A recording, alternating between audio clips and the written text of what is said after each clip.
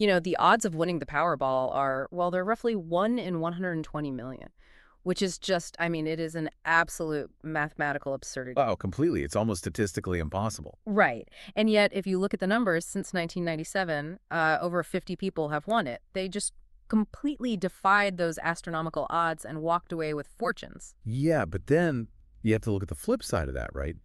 Think about the odds of a giant meteor wiping out human civilization this year. Okay, I'm bracing myself. What are they? Well, geophysicists put it at about 1 in a million. And since humanity has been around for, over 7 million years, mathematically speaking, we should have been wiped out about 700 times by now. That is deeply unsettling. But, I mean, we're still here, right? We're still doing this deep dive. Exactly. We are still here. And that tension, that exact space between chaotic, dumb luck and cold, hard math is what we're getting into today. Because in our source material, Adam Fawer's novel, Improbable, that tension isn't just a philosophical thought experiment. No, not at all. It's a literal weapon. Yes.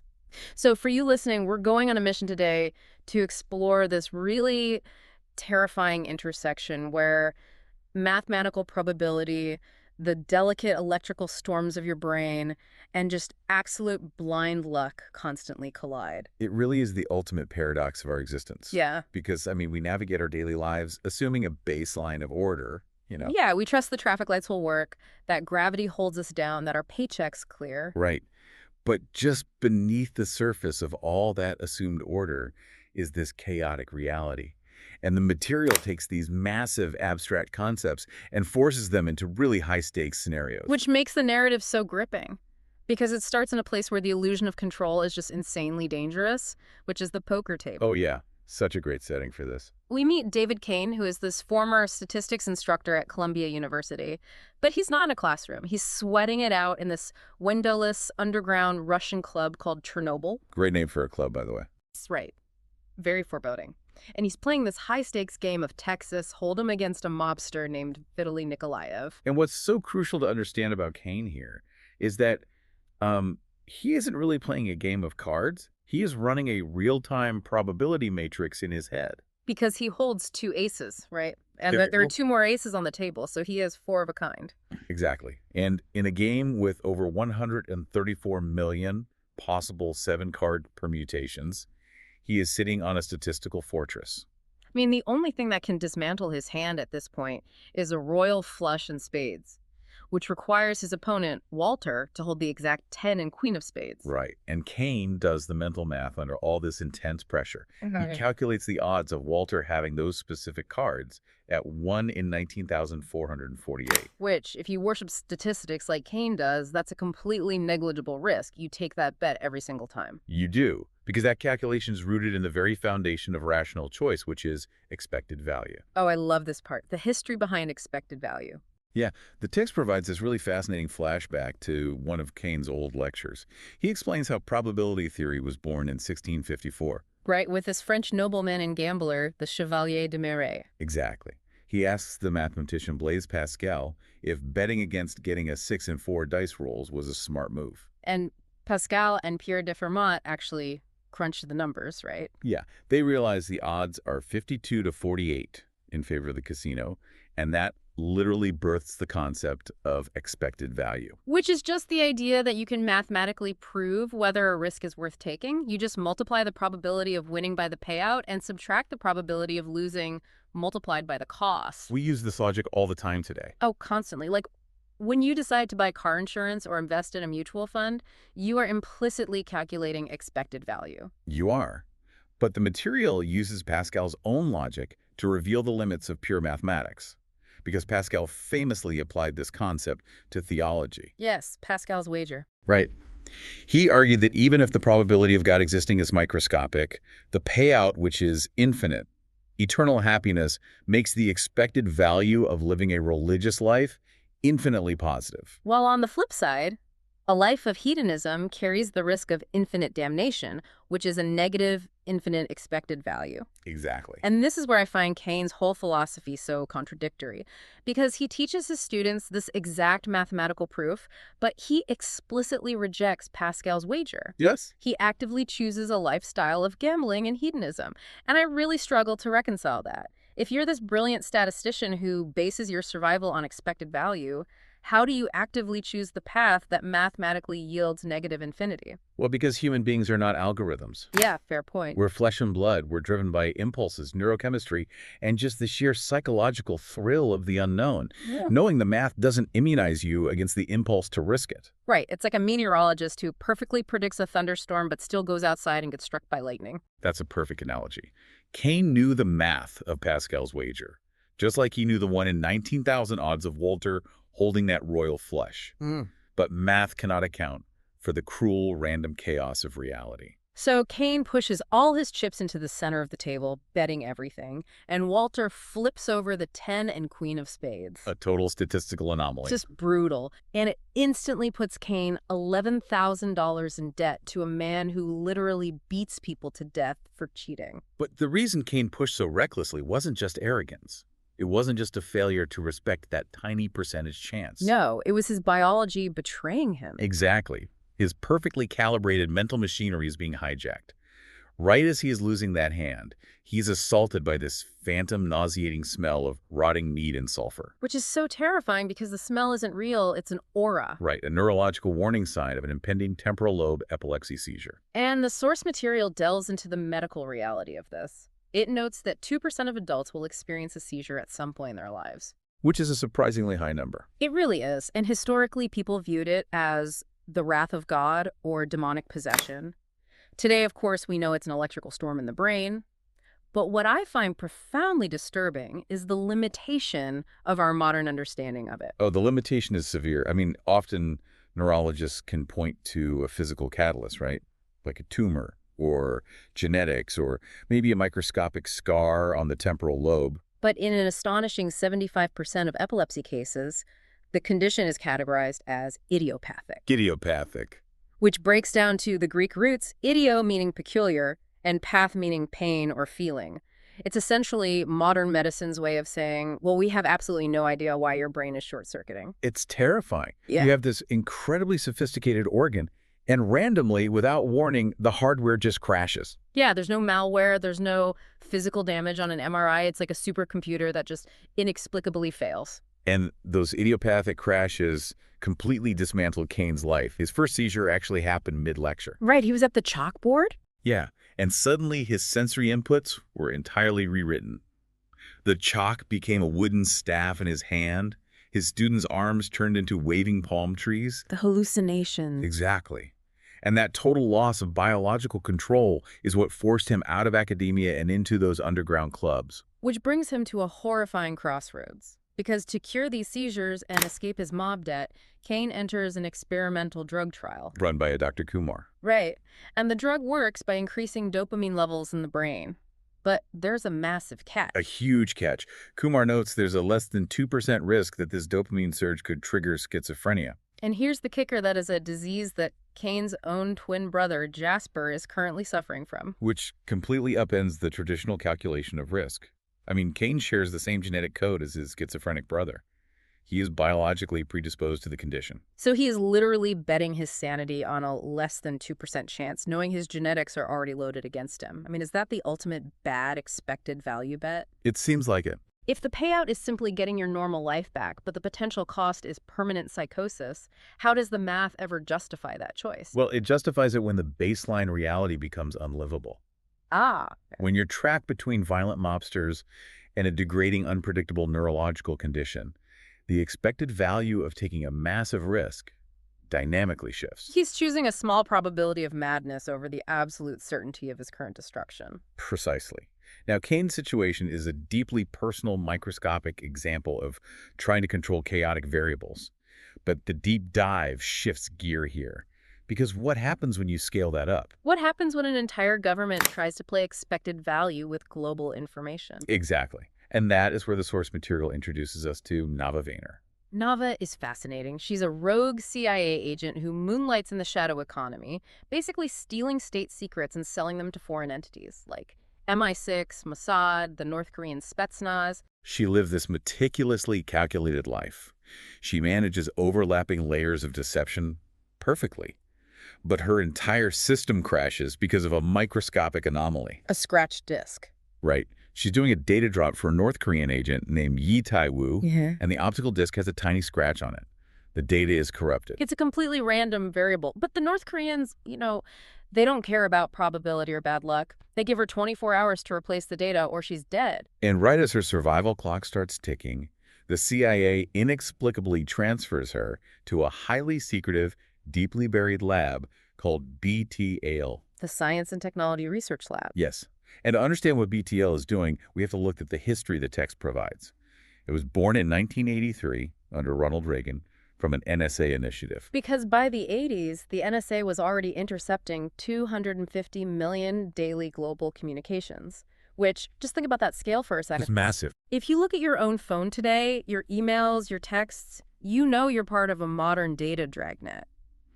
But back in the 80s, they realized they weren't just intercepting military strategy, they were vacuuming up the cutting-edge scientific research of foreign nations. They were sitting on a mountain of raw intellectual property. And BTA was created to act as a sophisticated filter for that. Its sole purpose is to sift through millions of intercepted communications, locate foreign scientific breakthroughs before they're patented, steal them, and then funnel them to U.S. agencies and American corporations. To ensure American dominance. Right. It's basically institutionalized global IP theft. They act like a predatory algorithmic trading firm, but instead of trading stocks, they are trading human innovation. Which is wild. And the current director of BTL, a highly corrupt bureaucrat named Dr. James Forsythe, is running out of political capital. Oh, he's desperate. Very. To secure private funding and keep his operation running, he needs to find a paradigm-shifting scientific discovery, something massive. So he uses his surveillance algorithms to search the global noise for an outlier. He's playing the probabilities just on a macro scale. He knows that out of billions of people, someone, somewhere, is on the verge of a breakthrough. Does BTAL simply ensure the House always wins? They try to. And his search flags a rogue biostatistician named Dr. Tversky. Who is operating completely outside the bounds of medical ethics. Oh, totally illegal. He's running unsanctioned experiments on his own graduate student and lover, Julia, who he refers to coldly in his notes as the alpha subject. Which is chilling. It is. Tversky's methodology actually connects back to the very origins of neuroscience. The text brings up Hans Berger, an Austrian psychiatrist who invented the EEG in 1929. To measure brainwaves. Right. And Berger noticed something anomalous about epilepsy patients. During a seizure, their brainwaves exhibited violent electrical spikes. But immediately afterward, the brainwaves would flatline entirely. The brain's electrical reserves were just completely drained. And Tversky becomes obsessed with manipulating these electrical states, right? He monitors Julia's 4 primary brain frequencies. Let's break those down. Okay, so you have alpha waves around 10 hertz associated with daydreaming and relaxed states. Yeah. Then beta waves at 19 hertz, which dominate when you're actively thinking, like doing mental math. Right. Then theta waves linked to creativity and dreams. And finally, delta waves, the slow 2 hertz waves that govern deep, dreamless sleep. Now, in a healthy human brain, these waves operate on an inhibition mechanism. They cycle. So when you are awake and focusing, your beta waves inhibit your delta sleep waves. One state is dominant and the others are pushed into the background. Exactly. But Tversky's goal is to chemically override those natural inhibitors. He wants to force the human brain to experience all of these distinct states simultaneously. See, I really struggle to understand the biology of this. If my beta waves are firing because I'm awake and talking to you right now, how is it physically possible for a serum to force delta sleep waves to fire at the exact same time without the brain just shutting down? Well, it normally isn't possible. The brain has structural bottlenecks to prevent exactly this from happening. But Tversky bypasses them. He does. He synthesizes a serum that he injects directly into Julia's spinal cord. This bypasses the blood-brain barrier and forcefully removes those biological bottlenecks. And the physical reaction is incredibly violent. Her heart rate instantly doubles to 120 beats per minute, and on the EEG monitors, all 4 of her brain waves, alpha, beta, theta, and delta, max out simultaneously. It's unbelievable. I think of it like overclocking a computer CPU. You're forcing every single program to run at 100% capacity simultaneously. Without a cooling fan, isn't it guaranteed to melt down? That's the risk. It's less like overheating a computer and more like trying to play a vinyl record at 4 different speeds at the exact same time. The needle doesn't just break. The sound itself becomes this singular deafening frequency. She isn't asleep and she isn't awake. When Tversky leans in and asks her what she sees, Julia just replies, eternity. Tversky has essentially shattered the biological limits of human perception. By forcing the brain to process waking logic, dream state creativity, and unconscious intuition all simultaneously, he created a state of consciousness that literally shouldn't exist in nature. He's playing God with a human hard drive. And it's this exact volatile data that Metiel's director Forsyth decides to steal, which is the catalyst that brings all these separate, disparate threads crashing together. It all converges. We move from the theoretical physics of the brain to the brutally physical reality of the character's choices. Every system we've discussed begins to collapse at once. Let's track the pieces moving. Nava Vayner, desperate to survive the North Korean hit squad, uses fiber optic glasses to steal Tversky's alpha subject data from BTL's servers. Because she knows she can sell this mind-bending research to the North Koreans for $3 million and save her own life. Right. Meanwhile, the delicate chemical equilibrium in Jasper's brain completely shatters. Caine's schizophrenic twin brother. Yes, he stops taking his psychiatric medication. The hallucinations return, but they manifest as this commanding auditory hallucination he calls the voice. And the voice gives Jasper a highly specific narrative. It tells him that his brother David is special, that the government is coming for him, and that Jasper needs to buy a gun to protect him. What's so incredible about this convergence is the tension. Every character has just pushed all their chips into the center of the table. They have all abandoned the safety of expected value. You really have. They're relying entirely on raw, chaotic momentum now. Whether it's Nava attempting a simultaneous double cross of the CIA and North Korea, or Jasper abandoning pharmaceutical reality for a loaded weapon, the roulette wheel is just spinning. And at the dead center of that spinning wheel is David Caine. He is sitting alone in a sterile hospital room, holding that experimental pill provided by Dr. Kumar. He knows the exact statistical probability that swallowing this pill will trigger the schizophrenia currently consuming his brother. He knows the math better than anyone alive. And he swallows it anyway. Yeah. It is the ultimate rejection of the very statistics he used to teach. But right as the chemical begins to dissolve in his stomach, right as he's risking his sanity and potentially rewriting his own neurological reality, he's casually watching an episode of Jeopardy on the hospital television. I love this detail. It's brilliant. The final clue appears on the screen. It references an 18th century astronomer who famously told Napoleon that he didn't need a God hypothesis to explain how the solar system worked. And sitting there, waiting for his brain chemistry to change, Caine quietly murmurs the correct question to the TV. Who is Simon Pierre Laplace? That specific historical reference is the conceptual keystone of the entire narrative we've been unpacking. How so? Well, throughout this analysis, we've watched characters try to calculate the future, right? We've seen the underground poker tables where raw math fails against bad luck. We've seen global intelligence agencies trying to predict technological shifts by vacuuming up millions of data points. And we've seen the innermost electrical pathways of the brain manipulated to bypass human limits. All of these are just attempts to conquer uncertainty. Exactly. And that is exactly what Simon Pierre Laplace theorized.